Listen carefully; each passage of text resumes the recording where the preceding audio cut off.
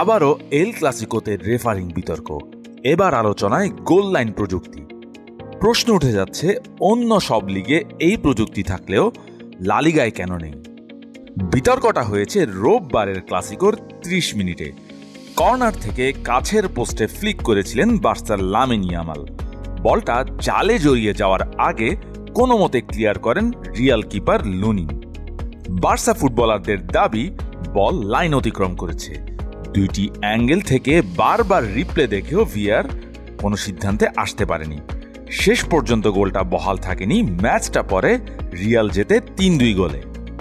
Match শেষে এই সিদ্ধান্ত নিয়ে ক্ষোভে ফেটে পড়েছে বার্সা। জাভি বলেছেন রেফারিং নিয়ে তিনি কিছু বলতে চান না। বিশ্বের অন্যতম সেরা লিগ হওয়ার পরেও লা লিগায় কেন গোল লাইন প্রযুক্তি নেই, এই প্রশ্ন তুলেছেন।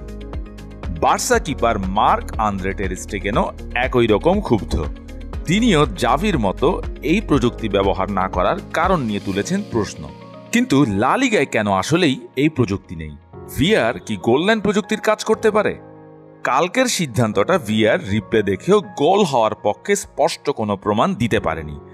পরে ফ্রেঞ্চ মিডিয়া কানাল প্লাস একটি ফুটেজ দিয়ে বলেছে ইয়ামালের ফ্লিক লাইন অতিক্রম করেনি। কিন্তু গোল লাইন প্রযুক্তি না থাকলে নিশ্চিত করে কিছুই বলা সম্ভব নয়।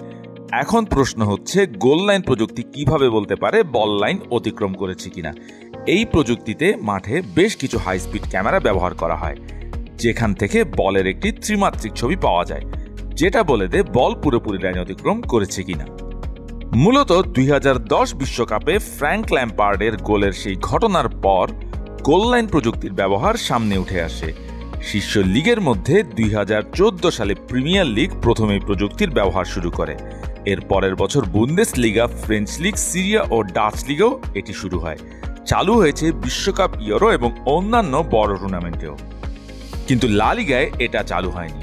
২০২৩ সালে এই প্রযুক্তি ব্যবহারের জন্য লা লিগা সভাপতি হাভিয়ার তেবাসকে আবারও প্রস্তাব দেওয়া হয়। সম্ভাব্য খরচের অঙ্ক $৩২ লাখ। কিন্তু তেবাস রাজি হননি। কারণ হিসেবে তিনি বলেছেন এই প্রযুক্তি ব্যবহার হয় খুবই কম, তাই এত টাকা দিয়ে এটা ব্যবহার করার কোনো যৌক্তিকতা নেই। যদিও এই মৌসুমে লা লিগায় ৪ বার এই প্রযুক্তি নিয়ে বিতর্ক উঠেছে। সেল্টা ভিগোর ম্যাচে জোনাথন বাম্বার গোল বাতিলের পর সেল্টার তখনকার কোচ রাফায়েল বেনিতেজ এটা না থাকায় বিস্ময় প্রকাশ করেছিলেন। কোপা দেল রে সেমিফাইনালের দ্বিতীয় লেগে সোসিয়েদাদের কাইরেন টিয়ার্নির গোল নিয়েও ওঠে বিতর্ক। শেষ পর্যন্ত সেই ম্যাচটা জেতে মায়োরকা। এবার ক্লাসিকোর পর আবারও তেবাসের দিকে আঙ্গুল ওঠে। কিন্তু লা লিগা সভাপতি টুইট করে গোল লাইন প্রযুক্তির দুর্বলতা নিয়ে কিছু ছবি পোস্ট করে লিখেছেন নো কমেন্টস। কিন্তু ক্লাসিকোর কেলেঙ্কারির পর কতদিন লা লিগা গোল লাইন প্রযুক্তি ব্যবহার করে না থাকতে পারবে, এখন সেটাই প্রশ্ন।